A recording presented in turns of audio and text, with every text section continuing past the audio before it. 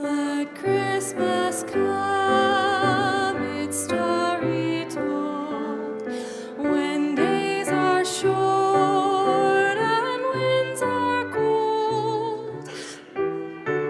It's come, its lovely song, when evening's soon and night is long. Let Christmas come, its great star glow on quiet city parks of snow. Let Christmas come, its day will gleam, love born again, the truth of dreams.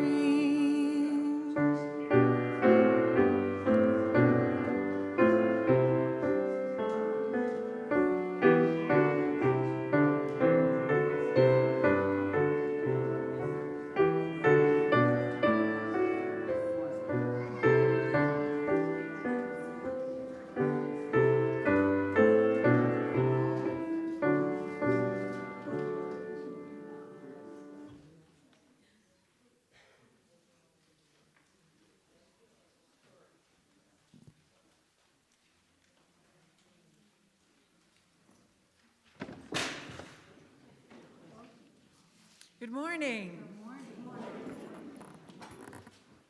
My name is Gail Stevenson, and I serve as treasurer for the Board of Trustees of the Unitarian Universalist Church of Spartanburg. I am delighted to welcome you all this morning, whether you are here at UUCS or virtually. This is a welcoming congregation where everyone is welcome, just as we each are. If you are visiting with us this morning, we would love to meet you to share more about the life of this congregation. Visitors' cards may be found in the pocket on the back of the chair in front of you. Please feel free to fill one out and place it in the offering plate during the service so we can connect with you. There are many important announcements on the sheets titled Connect at the back of your bulletin this morning. Please open your bulletin to see all that you can be a part of. Christmas Eve candlelight service. Tonight we will hold our Christmas Eve candlelight service at 6:30 p.m. here in the sanctuary. Come or join us online. The sanctuary will be filled with music, candlelight, and the joy and wonder we each bring, so please do come. Christmas Day. Tomorrow is Christmas Day, Monday, December 25th. Join your UUCS family at 11 o'clock a.m. for brunch. It was such a success last year that there were many requests to have one again. There's a sign-up sheet on the whiteboard in the sanctuary foyer. Thank you all for making this a place of care and kindness for every one of us.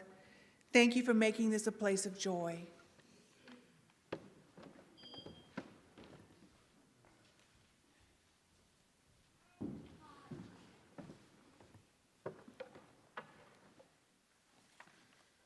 Good morning and Merry Christmas. My name is Robin Carter, and I'm delighted to be serving as your worship associate this Christmas Eve morning.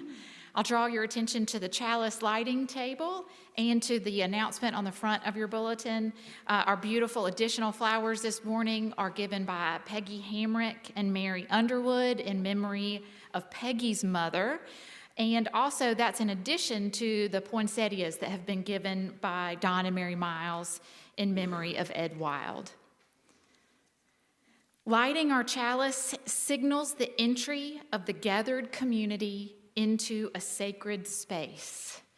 Our opening words this morning are found in your gray hymnal, number 619.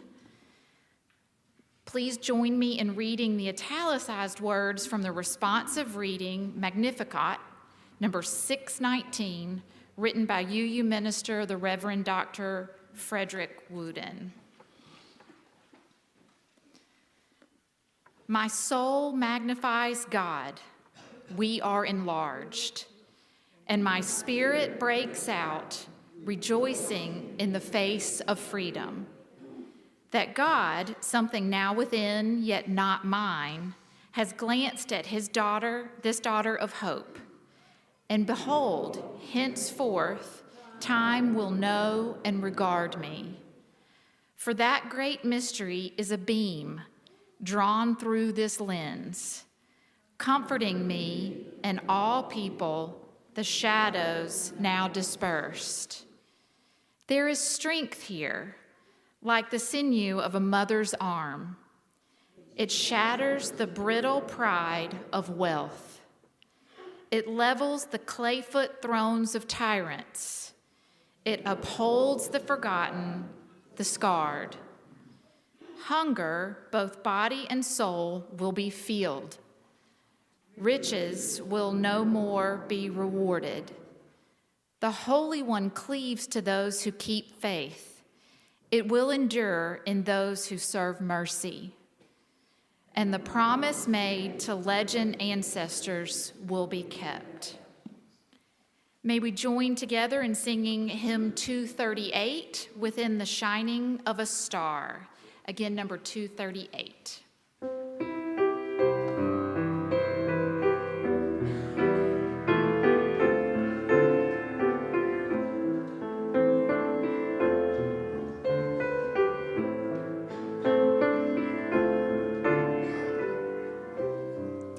Within the shining of a star, we catch a glimpse of who we are. In every infant born we see the hope of our nativity. The miracle of each new birth can shake and save the stony earth. Triumphantly the newborn's cry strikes echoes from the waiting sky.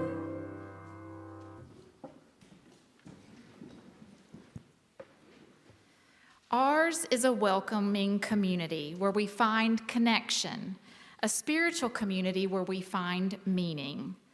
Ours is a sharing community where our joys are amplified, a caring community where our sorrows are lessened.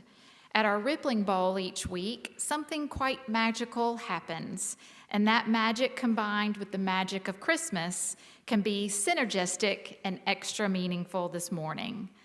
When we release a shell or stone to reflect our joys or sorrow, the small, slight movement carries out and affects the energy of the entire bowl.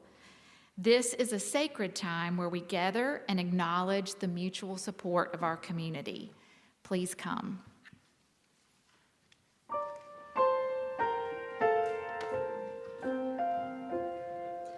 I heard the bells on Christmas Day, their old familiar carols play, and wild and sweet the words repeat of peace on earth, goodwill to men. I thought as now the day had come, the belfries of all Christendom had rung so long the unbroken song of peace on earth, goodwill to men.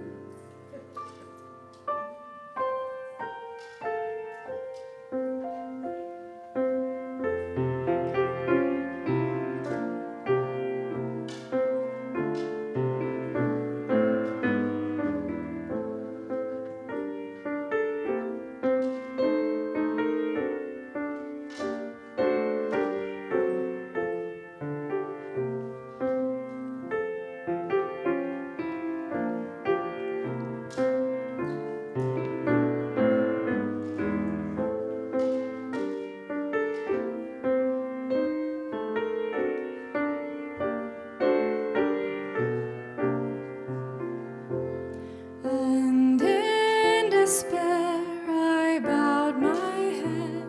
There is no peace on earth, I said, for hate is strong and mocks the song of peace on earth,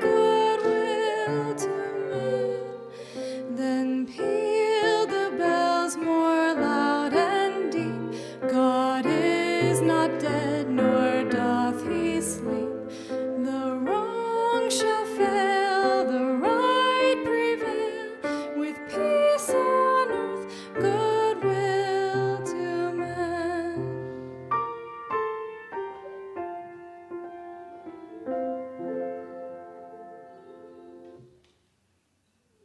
Good morning. I'd like to invite any children, youth, parents, anybody who would like to join me in the front here, that's fine. Even little ones who are upset, it's okay. They'll be distracted by the story.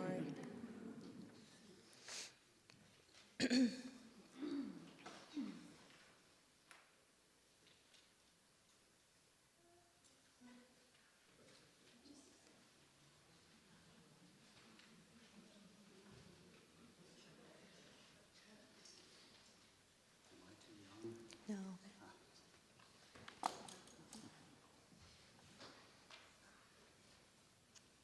Well, welcome.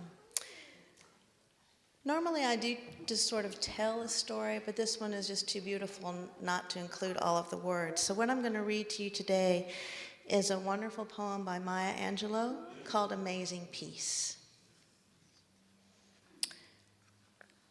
Thunder rumbles in the mountain passes, and lightning rattles the eaves of our houses. Floodwaters await in our avenues.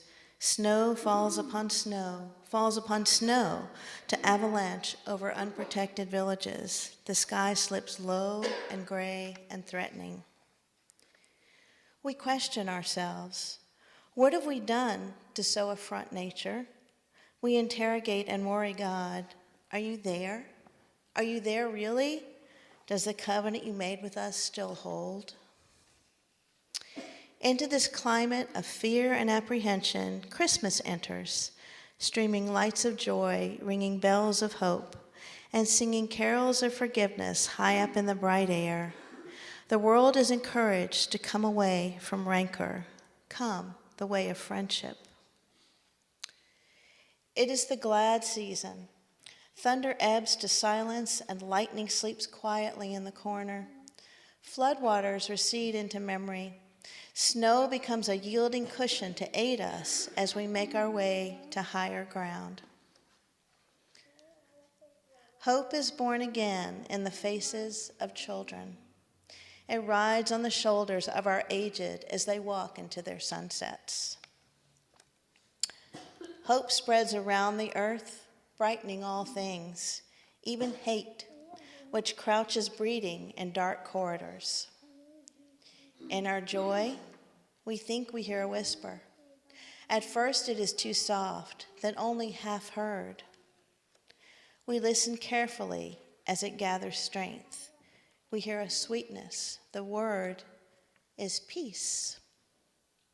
Can you all say the word peace with me? Peace. It is loud now, louder than the explosion of bombs.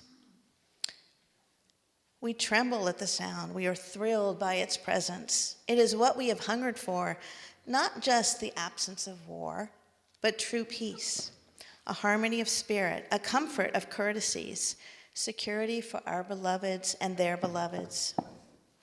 We clap hands and welcome the peace of Christmas. We beckon this good season to wait a while with us. We, Baptist and Buddhist, Methodist and Muslim, say, come. Peace.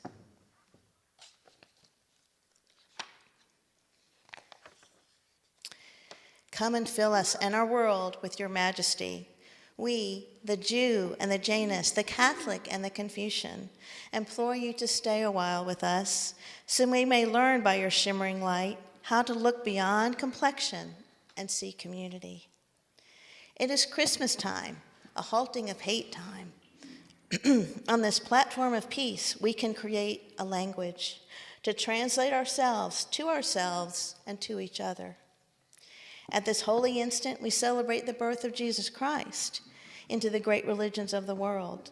We jubilate the precious advent of trust. We shout with glorious tongues the coming of hope. All the earth's tribes loosen their voices to celebrate the promise of peace. We, Angels and mortals, believers, non-believers, look heavenward and speak the word aloud. Peace. We look at our world and speak the word aloud. Peace. We look at each other, then into ourselves, and we say without shyness or apology or hesitation, peace, my brother. Peace, my sister. Peace, my soul. Let's all say that together. Peace, my brother. Peace, my sister. Peace, my soul. Thank you.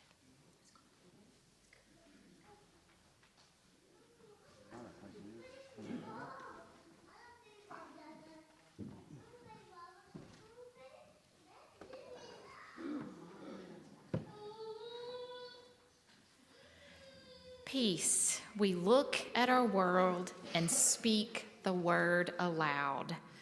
I love that through Sybil, poet and activist Maya Angelou has already reminded us this morning of the power of speaking words aloud.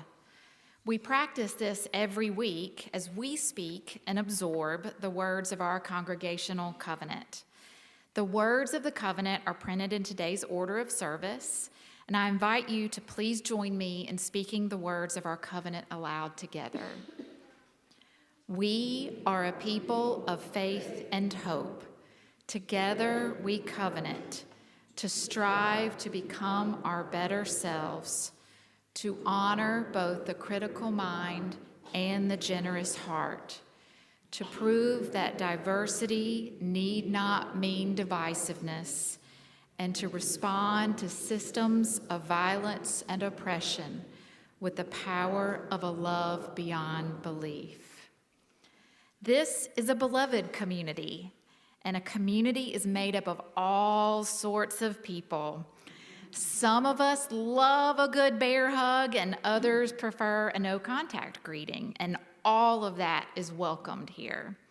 If you wish to remain seated during this time or would prefer a simple wave or bow, please do. We greet each other to remind ourselves that we are inextricably linked together in our beloved community. Let us do so with intention and respect for one another's personal preferences.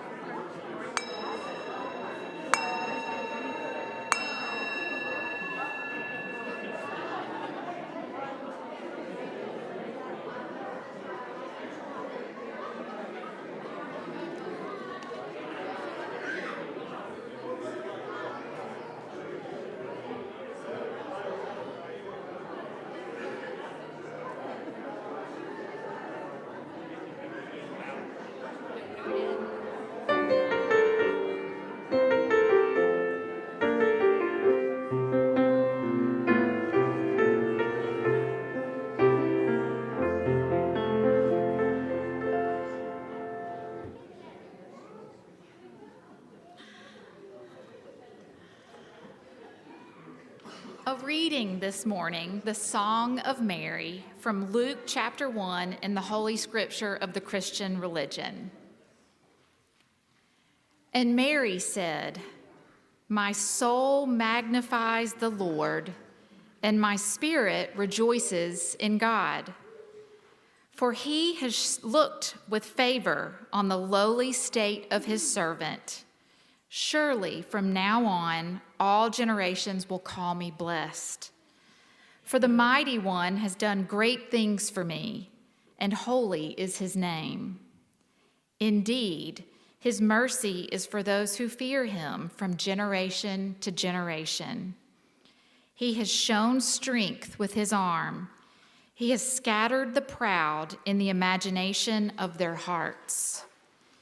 He has brought down the powerful from their thrones and lifted up the lowly. He has filled the hungry with good things and sent the rich away empty. He has come to the aid of his children in remembrance of his mercy, according to the promise he made our ancestors and to his descendants forever." When we give cheerfully and accept gratefully, everyone is blessed. This Christmas, may we all be reminded of those words from Maya Angelou as we engage in many opportunities to give and receive a blessing.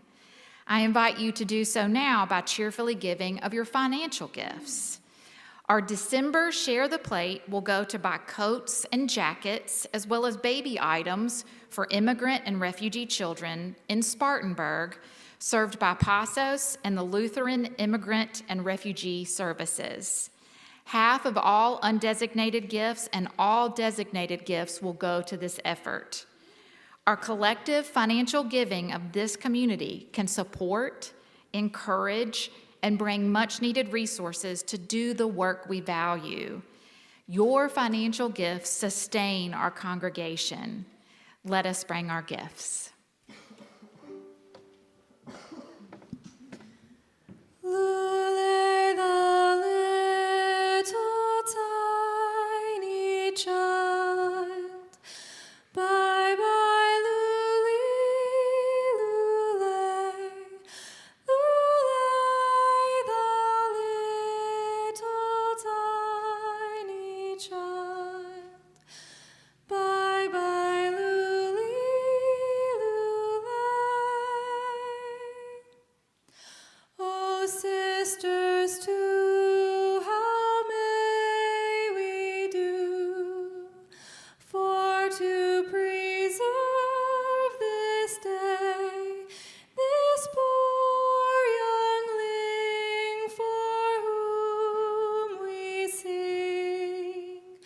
Bye bye, Lule, Lule. Herod the king in his raging charged he hath this day his man of might in his own sight, every young child to slay.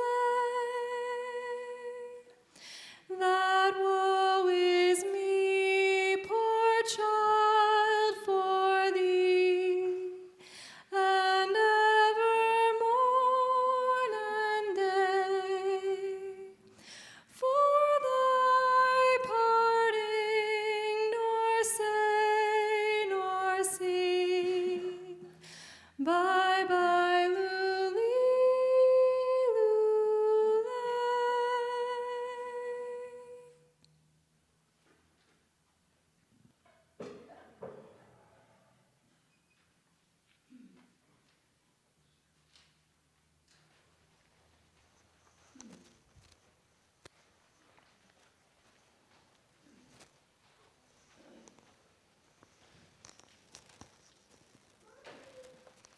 I want to echo what Sybil has already shared. If children feel like moving around or crying out or laughing or coming in and out of the sanctuary, this is their place more than any of the rest of us. And I want parents to know they can relax and do what they need with their children, and the rest of us are on duty to support those parents and help them know they can relax and not worry. When my grandfather would take us out to eat at a restaurant, we'd all sit down at the table, and the first thing he would do is to knock over a glass of water. And he would say, "Now we can all relax." So look, all the adults are making a lot of noise now. The kids are welcome to as well. Everybody's welcome here.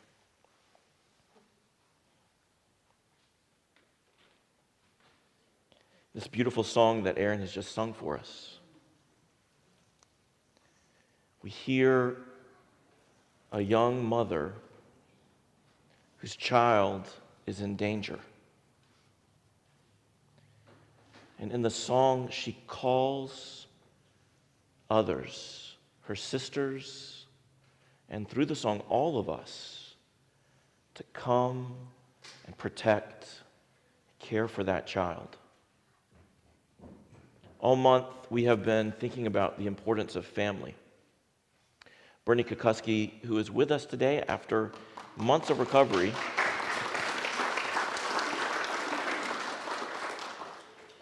asked that we talk about family.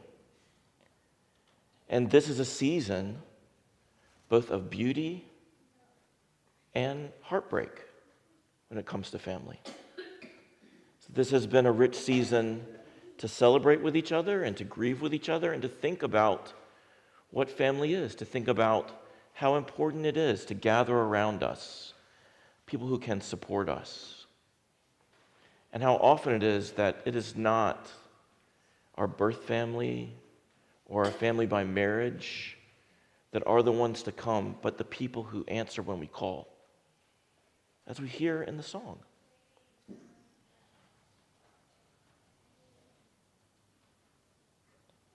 This season is beautiful and difficult.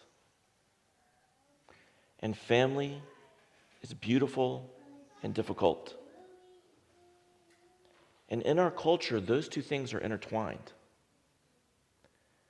Because very often, it is the image of the Holy Family at Christmas, Mary and Joseph and the baby, who are held up as a model of the perfect family, of a pure family that we are supposed to be like.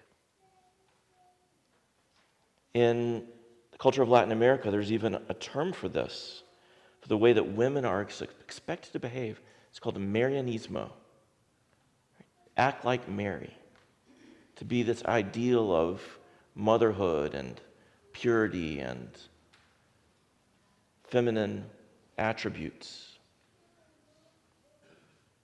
And this image, this symbol, is used to apply pressure to all of us to conform to certain norms of behavior, certain ways that family look.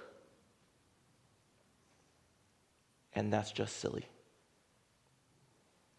So today, we're going to think about this image and untie it. Not only to relieve the pressure, but to claim the power that's really there. Power that's right in front of us that we may have missed.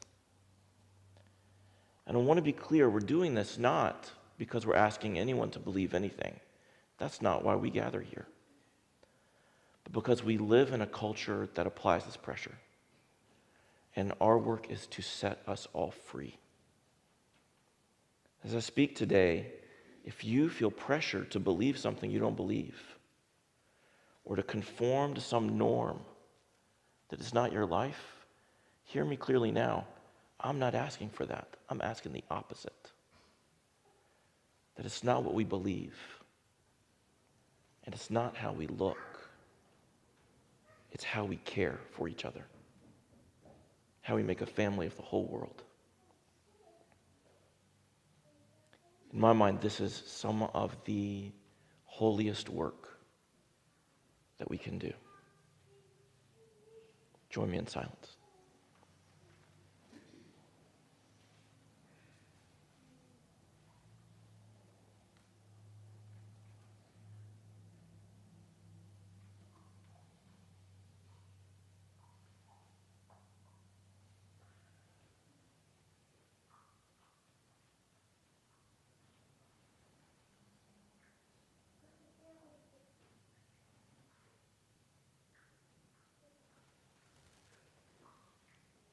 Isn't it beautiful to be in a place where children feel safe?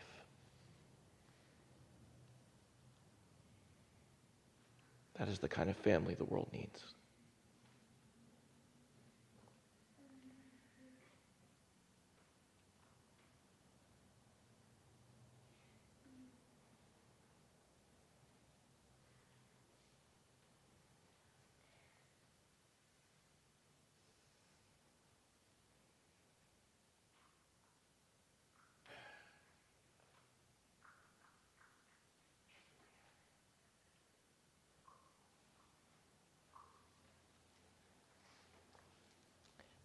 Now, I'd like to give you all a Christmas present.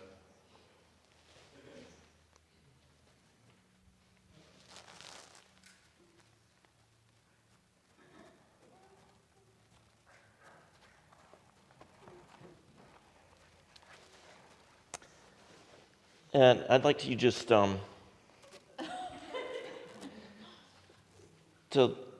look in that and pass it around, kind of look at it from all sides and see if you can see anything through it. You see something, Robin? Even from that far away? Yes. What do you see? I got on my glasses. What do you see through your glasses? A separated soul and a hole in it. You see a hole through my shoe? Yes. How can you tell that there's a hole in my shoe? You see light through the hole in my shoe. Merry Christmas, Chuck. I encourage you not to smell these. Well, 2 years ago, my dad gave me a pair of boots for Christmas, and they're just great. They're so comfortable. They are way more comfortable now, and they have been so deeply loved. This might be the last time that I ever wear them.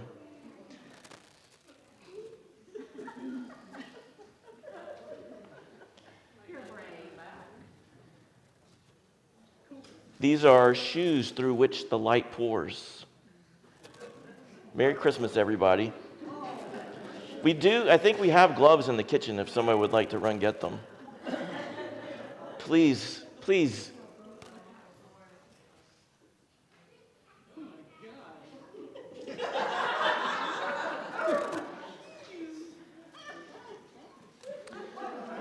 Once upon a time,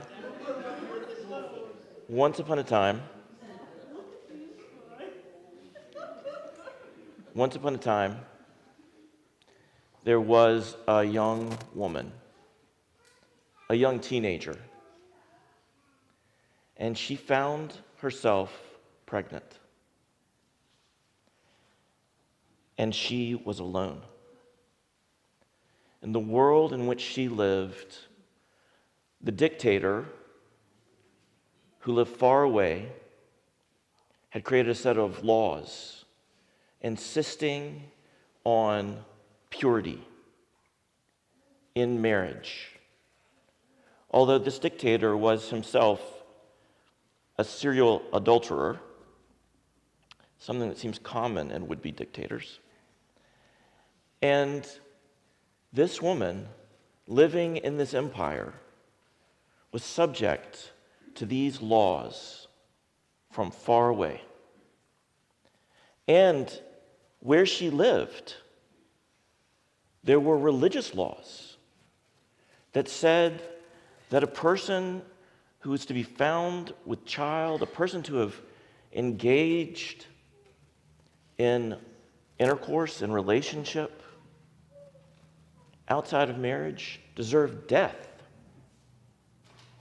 And as if the dictator and the religious leaders weren't enough, imagine what the people around her in her town thought and how they treated her. Later in life, her son was famous for sticking up for women who were about to be condemned and executed for these supposed crimes. We can imagine what he heard in the village growing up as people talked about his mother. But this woman was alone, and all of the social layers of her life pressed down on her, condemning her for however it was that she, as a young woman, found herself pregnant. But in her solitude and in the real danger to her life, real danger, she sang a song. And this song that she sang said, "There is something about the love that is within me, the light that is within me, and the care that I have for the life within me that is more powerful than these gossiping villagers and these meddling priests and these would-be dictators. There's something in me more beautiful and more powerful, more alive and more life-giving than all of that condemnation." And in her loneliness, she sang this song. And it gathered to her people to support her. A man who said he would marry her. Maybe he's the father, maybe he wasn't. We'll never know. But whether he did his duty, or did a good deed, or deeply loved her, or all three things, he stood beside her to create a family. And of all of her extended family, one cousin said, "I'll care for you. I'll support you." And then one person and another, just a few people encircling her to care for her. This young woman creating a family around her to care for herself and the child that she bore, to bring into the world that love and that power. It seems foolish. It seems so idealistic to say that a mother's love and the support of those few people put together in the strangest looking family would be more powerful than religion and empire. But as the story goes, and as the song that she sang tells us, this kind of love changes everything. The poor rise up to build a world of thriving, and the rich go away empty-handed. The powerful brought low, and the weak are shown to be mighty. It's just a story.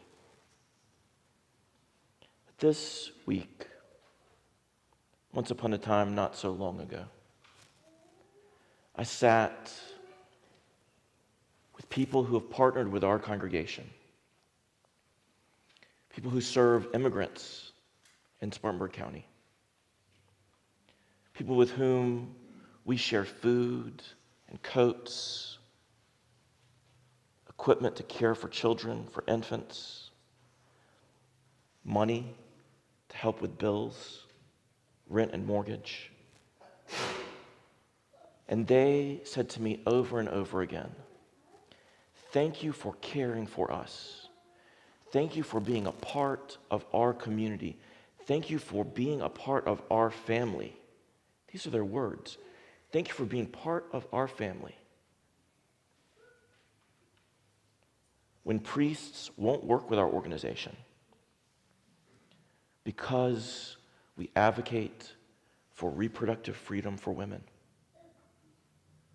and would-be dictators broadcast to the world that they think we are subhuman and not worthy of life.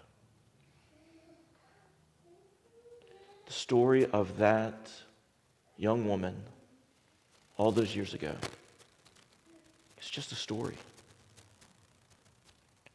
And I want you to hear me clearly. It doesn't matter whether you believe it or not. Because her song coming up to us through the ages says, choose to create this. Choose to live this by caring for each other. Choose a love that dwells within you, more powerful than religion and empire. something that fame and wealth don't understand and can never touch, something they feel so deeply in themselves that they will act out in violence against it. Herod the king in his raging. These mothers in our community, these people who love and care for children, who hide in the shadows for fear that they will be separated from their families and sent away, said to me this week on behalf of this congregation, thank you for being a part of our family. Once upon a time, a long time ago, further ago than this past week, further ago than centuries, there was a light. The light shone out in the darkness. And over years, centuries, millennia, eons, as stars and planets formed out of the energy of that light, the beings that inhabited all of those realms, planets, galaxies, star systems, the names of which we don't know, they would all look towards that light. And some said that light extends back to a single spark that ignited to create the entire cosmos. And some said the light seems to go back even further than that, though we don't know how. And some said, is there really a difference between the darkness and the light that comes from it? It all seems to be woven from the same greatness. None of them knew the answer, and none of them have the words. But all of them in all of those realms and all of those planets and galaxies looked back to the light in wonder and awe and gratitude for the life that they enjoyed that had come from it, from its flame. And they sang songs. They sang praise. They celebrated the light, especially in times of darkness in their lives. When the light seemed most dim, they would praise the light and call it back, sing it back, connect with it again in their lives, to care for each other and to build lives of thriving in their realms. Until some of them thought they heard the light speak. And others said, no, the light doesn't speak. But they still heard something. Something that seemed beyond words, but very clear as well. The light pouring forth over all of their worlds. Not speaking and somehow saying, stop looking at me. Stop focusing on me. Look at what I illuminate. Look at all that my light creates, all that shines in the darkness. Look, and look especially at those who seem weakest, the ones most broken and fractured. Look most at the ones who set aside wealth and fame and violence and power, and who choose instead just love. Look at how my light pours through the holes of their lives, like a broken down pair of shoes at Christmas. People so smelly and old, beaten up and worn out, you might not even want to touch them. And religious authorities might say, throw them away. And Herod,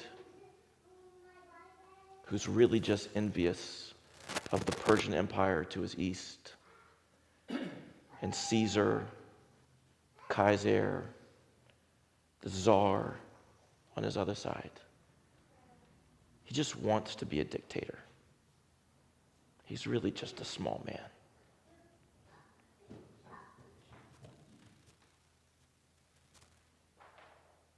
wants to threaten all of those people, broken down and full of holes, through whom the light pours.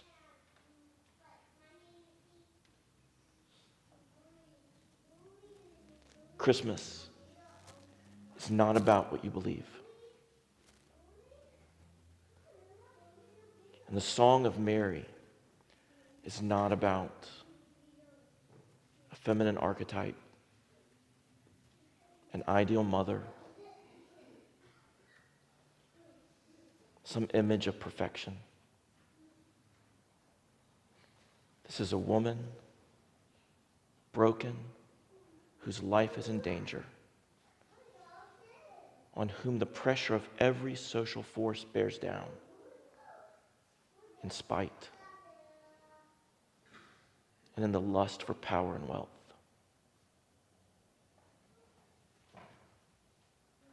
But through the brokenness of her life, the light of millennia pours through to us.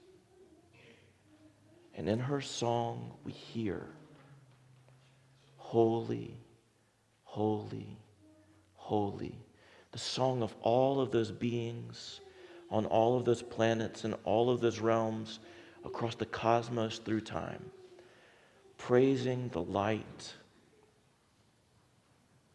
that the most broken and the most vulnerable, the poorest and the most downtrodden, show us, to call us into the family of light everlasting.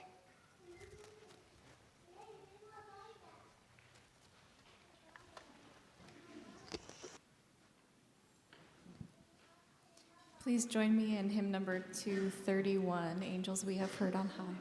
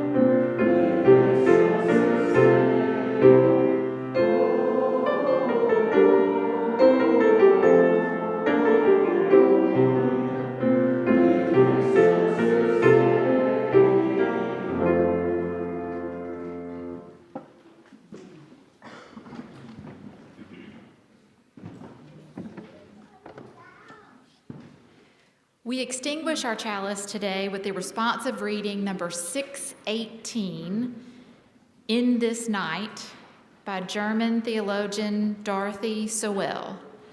Please join me in reading the italicized text, number 618. In this night, the stars left their habitual places and kindled wildfire tidings that spread faster than sound. In this night, the shepherds left their posts to shout the new slogans into each other's clogged ears. In this night, the foxes left their warm burrows, and the lion spoke with deliberation. This is the end revolution. In this night, roses fooled the earth and began to bloom in the snow.